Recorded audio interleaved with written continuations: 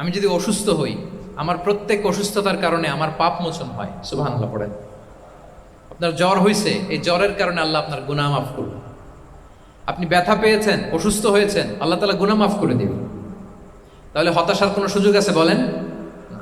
মুমিন জীবনে হতাশার কোনো সুযোগ নেই। রাসূল সাল্লাল্লাহু আলাইহি ওয়াসাল্লাম বলেন, মা ইউসিবুল মুসলিমা মিন নাসাব ওয়ালা ওয়াসাব ওয়ালা হাম্মিন ওয়ালা হুজনিন ওয়ালা আযান ওয়ালা গাম্মিন হাত্তা শাওকাতি ইউশাকুহা ইল্লা কাফারাল্লাহু বিহা মিন খাতায়া।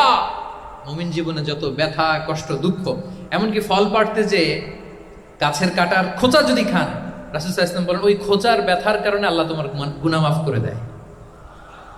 কেউ অসুস্থ হয়ে রাসূল সাল্লাল্লাহু আলাইহি ওয়াসাল্লামের কাছে আসলে রাসূল সাল্লাল্লাহু আলাইহি ওয়াসাল্লাম কি বলতেন জানেন? কেউ জানেন? লা বাস আলাইক তুহুরুন ইনশাআল্লাহ। তিনি বলতেন, আরে don't worry about it, it will cleanse up your scenes. ভয় পেও না, আরে এই অসুস্থতা, এটার কারণে